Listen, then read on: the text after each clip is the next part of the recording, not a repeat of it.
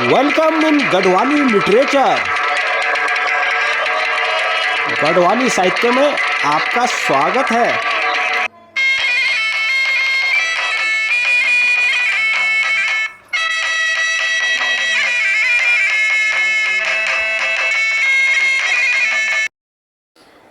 नमस्कार मित्रों, आज की इस वीडियो में हम प्राग ऐतिहासिक उत्तराखंड का अध्ययन करेंगे। प्राग ऐतिहासिक उत्तराखंड अर्थात प्री हिस्टोरिक पीरियड। जैसे कि आप जानते हैं कि अतीत की घटनाओं का अध्ययन है इतिहास। इतिधनहास अर्थात ऐसा ही हुआ, ये दो शब्द से मिलकर बना हुआ है शब्द इतिहास। और प्राग ऐतिहासिक का यदि हम संधि विच्छेद करें तो प्राग धन ऐतिहासिक बराबर प्राग ऐतिहासिक। यहाँ पर जो हिंदी के छात्र हैं वे भली भांति जानते होंगे कि यहाँ पर व्यंजन संधि है। प्राग का गा हो गया है, प्राग ऐतिहासिक। इस युग में लिपि का अभाव था और पुरातात्विक साक्ष्यों पर निर्भरता थी। लिखित इतिहास के पूर्व के काल को प्राग ऐतिहासिक काल कहते हैं। इतिहास के पूर्व का वह समय जिसका कोई लिखित साक्ष्य उपलब्ध नहीं होता। आपने इतिहास की पुस्तकों में आदि मानव के बारे में पढ़ा होगा कि प्रारंभ में वह गुफाओं में निवास करता था और जंगलों से प्राप्त कंदमूल फल व शिकार से वह अपना भोजन प्राप्त करता था। उस समय के मानव को खेती का ज्ञान नहीं था और उसका आवास पाषाण की गुफाओं में था। शिकार करने के लिए वह पत्थर के औजारों का प्रयोग करता था। इसीलिए इस काल को पाषाण काल स्टोन एज कहते हैं। इतिहासकारों ने पाषाण काल को भी दो भागों में बांटा है, पूर्व पाषाण काल और उत्तर पाषाण काल।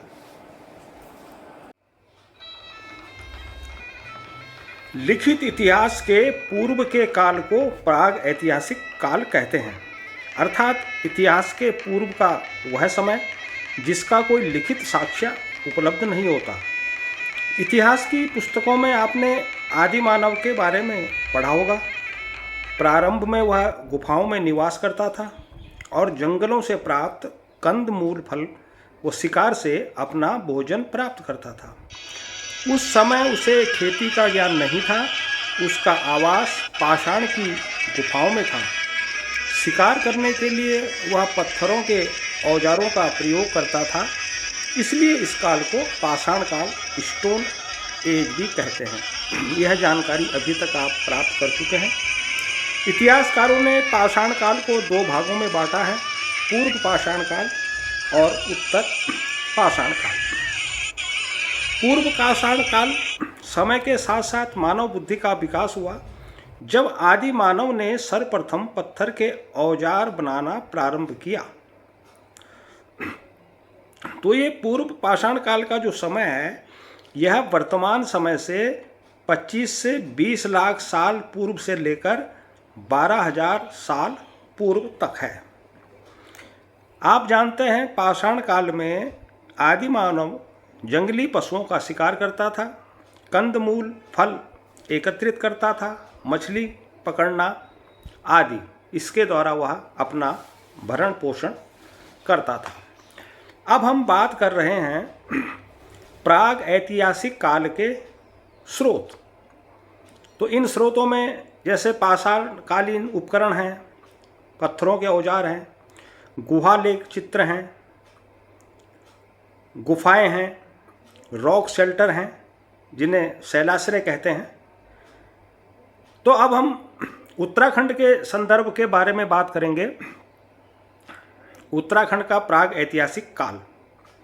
तो यहाँ पर भी हमें कुछ स्थानों पर गुफा चित्र या शैल चित्र मिले हैं, गुफाएं मिली हैं।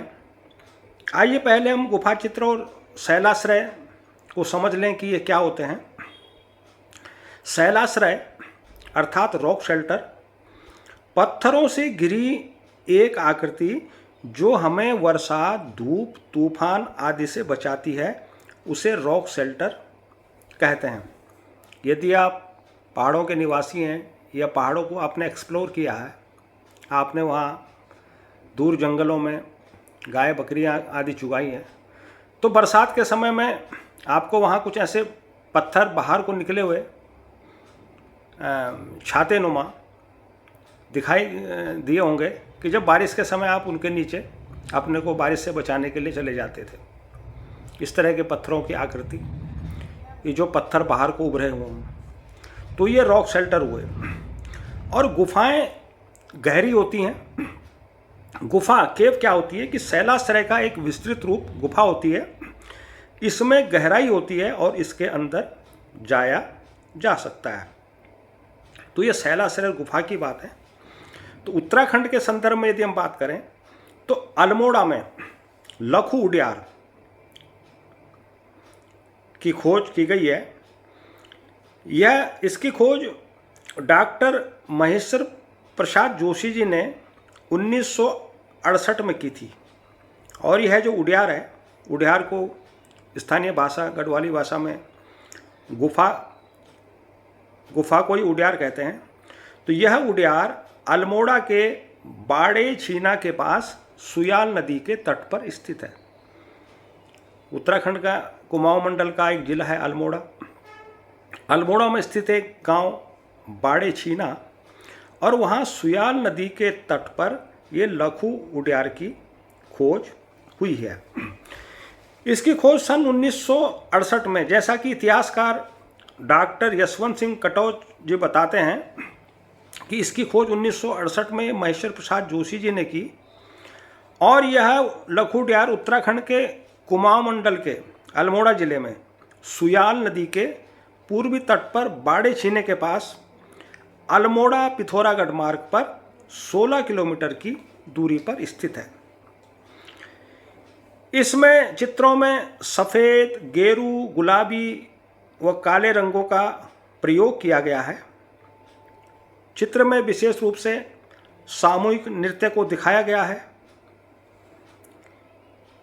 इसमें एक नृतक मंडली में कभी जो है 34 आदमी गिने जा सकते थे।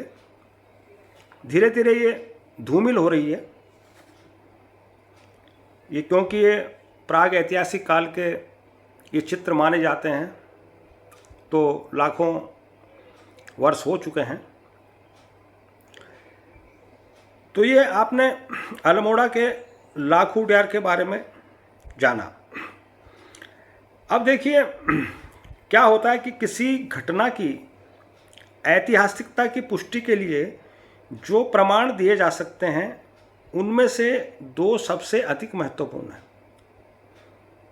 एक हैं लिखित ऐतिहासिक स्रोत, रिटन हिस्टोरिकल सोर्स, और दूसरे ऐतिहासिक सामग्री, मटेरियल हिस्टोरिकल सोर्स।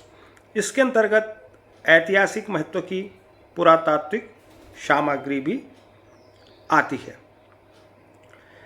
हम इसे विस्तार में ऐसे समझ सकते हैं कि जो इतिहास के स्रोत हैं वे दो प्रकार के होते हैं, साहित्यिक स्रोत और पुरातात्विक स्रोत।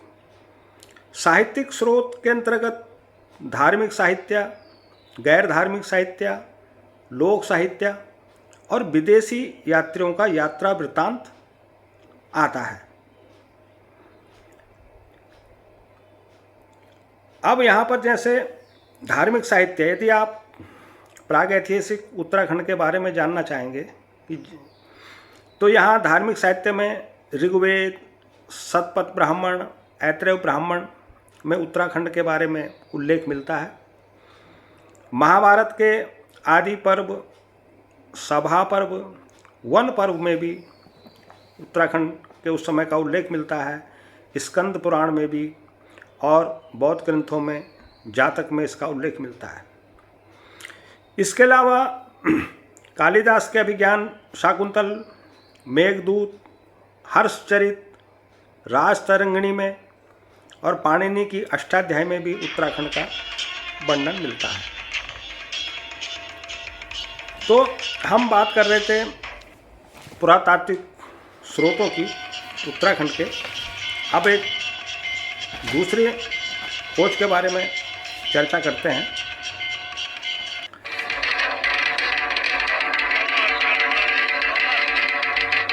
अल्मोड़ा में एक स्थान है लोथाल। तो लोथाल से प्राप्त जो शैल चित्र हैं उसमें मानव को हाथों में हाथ डालकर नृत्य करते हुए तथा शिकार करते हुए दर्शाया गया है और यहाँ ये चित्र लाल रंग से निर्मित है।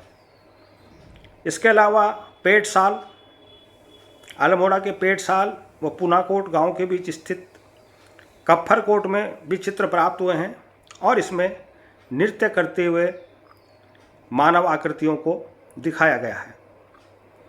एक और स्थान है फलसीमा।